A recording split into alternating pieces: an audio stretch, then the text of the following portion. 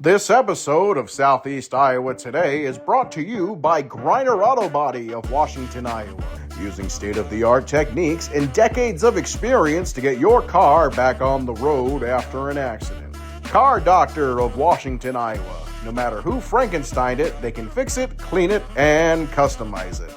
McDonald Boneyard of Keota, Iowa, for all your farm equipment and auto recycling needs. For great food, it's Your Choice. Your Choice Family Restaurant of Wayland, Iowa. Open Tuesday through Sunday. Come to our cruise-ins this summer on the second Tuesday of the month, June through September. Girling Repair of Winfield, Iowa. If your mower is dead, call Fred, your Husqvarna, Aaron's, and Gravely dealer. Fred also fixes and sells snowblowers. B&B Propane and the family of jet stops. CW Tree Trimming, LLC. We're into your trees, not your wallet. Serving all of Henry County and the surrounding area. We offer a senior citizen and veteran discount. Dutch Market and Coffee Talk of Washington, Iowa. Dutch Market can handle all of your grocery needs, and they even have a conference room that you can use for free. Coffee Talk's drive-thru is open and ready to serve you coffee, energy drinks, sandwiches, baked goods, and ice cream. They all present you the award-winning Southeast Iowa Today. Here's the author of Christie's Journey, The Beat Goes On, and your host, John Bain. Thank you, announcer Cody Roy of NewEnglandDukes.com for your golden pipes and wonderful introduction. Today is Thursday, August 14th, 2025. I am standing outside of the Henry County Courthouse in Mount Pleasant, Iowa. Board of Supervisors had their weekly meeting today. I went in and witnessed and bringing to you what went on. Now, I'm going to break it up in a couple parts because they had a lot on the agenda. And this episode is going to be Planning and Zoning Director Joe Buffington saying and explaining that, hey, I never got an extra $10,000 bonus. And Joe even says, when it comes to department heads, I don't get the raises that other department heads do. You're going to hear that. And then also from public comments, you're going to hear from Henry County Citizen Melanie, Patton. And Melanie, she does her homework and she's got all this paperwork. And she actually proves that Joe Buffington did not get a $10,000 bonus. So hang tight, here it comes. Ryan, thank you, Ryan.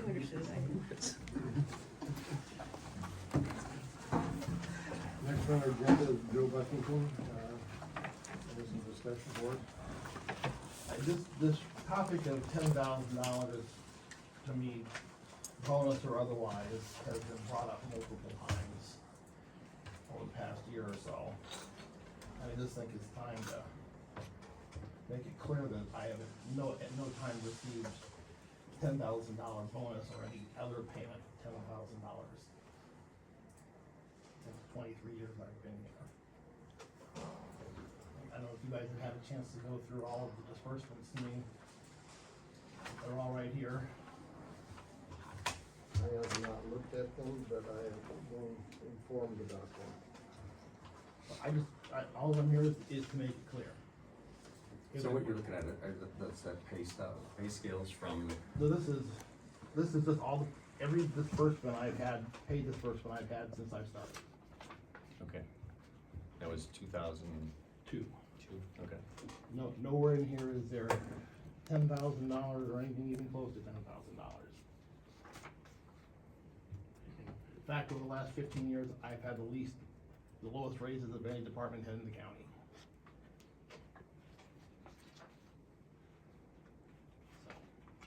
So, if somebody has information that I've received $10,000, I'd like it, bring it out right now. I'd like to see it. If not, I'd like it put to bed.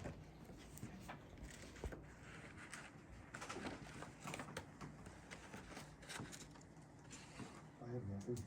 I've never heard you getting $10,000. Yeah, I haven't heard anything either. I think there's a discrepancy, Joe, like, I think we talked about this amongst ourselves here with you. Back when you started with the E911 or something, you got some additional money because you were the administrator or something. Is that maybe where there's some confusion? Not that I know of, but I mean, I got a raise because I took on extra duties. That's what I meant. You took on extra duties, so you got increased salary. for that matter, I'm still doing 911, 911. okay. I'm still the database manager. And when did you do the 911 thing? 2012, Young. 13? Sam Young told me to set that up, so 2003, 2004, or somewhere. I don't remember the exact date, but No, I don't want to belabor the point, but just to make sure everybody understands, the only time you would have gotten a salary increase of any nature of that line would be in that time frame.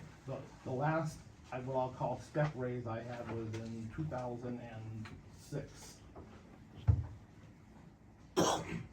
Since then, I've had the same or less raises that everybody else in the county's had.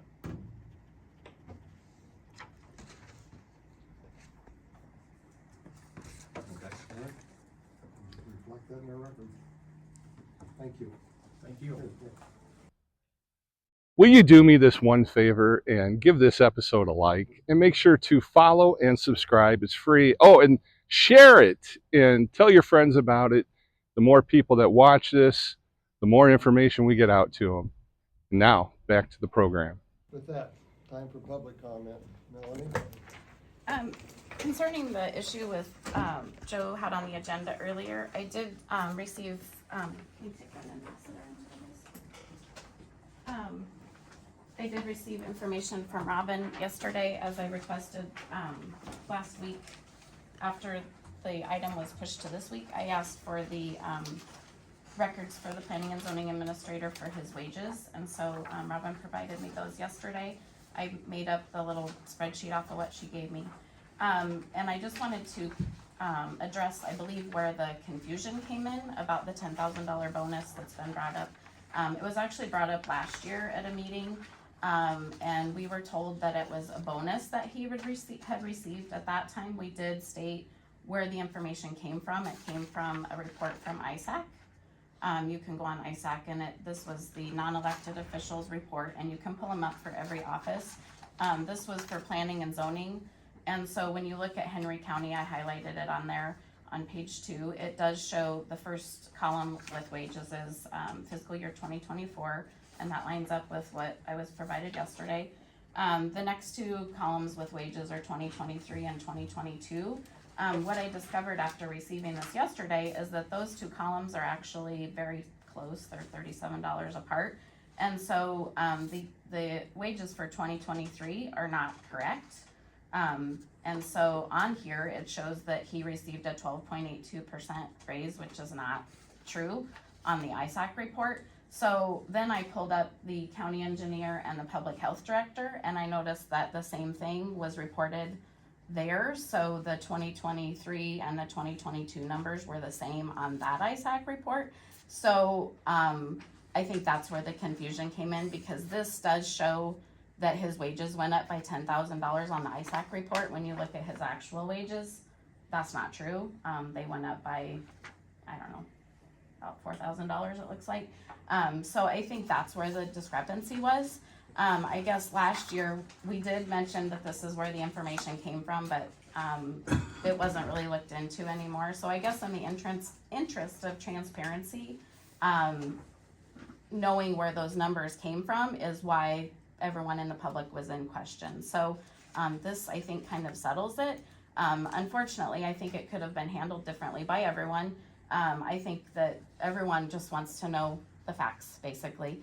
And so I don't know where the numbers got skewed with ISAC, if they were provided incorrectly or they entered them incorrectly, but the fact that it's 3 different positions, not just planning and zoning, there was obviously a mistake somewhere along the way. Who knows where that came from. So anyway, I just wanted to clear that up, both for Joe's benefit, for the public's benefit, and for the board's benefit.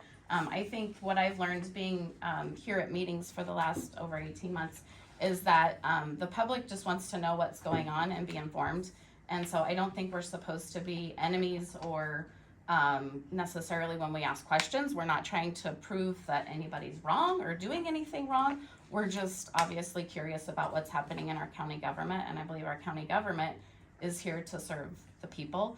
And so I just ask that going forward, we continue to have transparency, and if we have questions, instead of having to necessarily dig in and find everything, maybe we could be provided the information up front, or ask questions, have a good conversation, and get this out. So thank you. Thank you. Anybody else? Leland?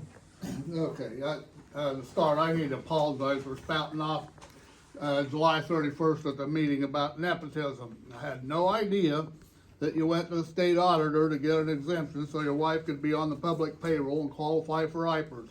So I'm sorry about that. Okay, after that July 31st meeting, I had 2 phone calls in the evening about your IT specialist, giving me very details about his background. And I've got no personal knowledge about that, but, you know, I just wondered, did you guys do a background check before you hired him? And I didn't see any of you guys at the fundraiser for our deputy last Saturday. And so this mess at the county attorney's office continues. As for this P&Z guy, again, addressing the board as a whole, you told me personally, I do not trust Joe Buffington. And I asked, what did you say? And again, you said, I do not trust Joe Buffington. And I did ask about that salary, and it goes clear back to when Greg Mueller was sitting over there, and it should have been resolved then, but it wasn't. Okay, so, anyhow. Okay, yesterday I just got another anonymous letter in the mail scolding me for my conduct and behavior at these supervisor meetings. I can't share it because it names others and other departments. Obviously, it's from someone on the inside or somebody with insider information. I did not sign on to be anyone's spokesperson. I only represent myself. 2 weeks ago, I apologized for my approach. I can't help it. I tested out of kindergarten, I went to country schools, and I missed my social skills education. Apparently, there's more issues and conflicts within our county government than we know about. Meanwhile, you guys treat us like second-class citizens. Can't wait to make a new rule to control us because of our stupidity, and that's your word again. But you don't think you have to follow the rules. You're the elite. Just look at your guidelines for public comments. You want us to stand. You just as well said and bow. Address the board as a whole. I'm doing that. Comments are not for asking questions. No questions, no answers, no accountability. You will not be held responsible for how you spend our tax dollars. Clearly, you hold yourselves above us. So, how did we get here? Henry County used to be a friendly hometown kind of county. People that worked in the government jobs were respectful and friendly to the citizens and taxpayers. But several years ago, a guy wanted to hold public office. Came from a respectable, well-known family, been in the community a long time. People trusted him, gave him a few bucks for his campaign, voted for him, got him elected.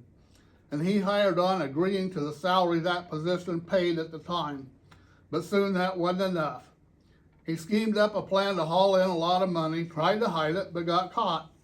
Loyalty, honesty, credibility, integrity, respect, accountability, justice, all completely wiped out, gone. It's game on now.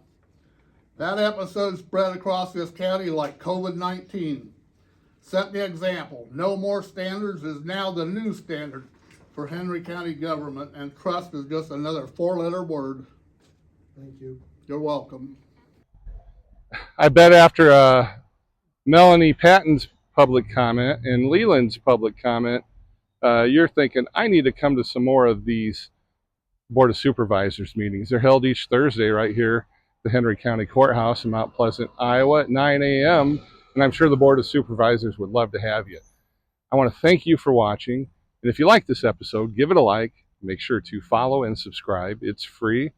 And I want to thank my sponsors, Griner Auto Body, Car Doctor, McDonald Boneyard, Your Choice Family Restaurant, Girling Repair, B&B Propane, and the family of Jet Stops, CW Tree Trimming, LLC, Dutch Market, and Coffee Talk. I'm your host, John Bain. Stay friendly, Southeast Iowa.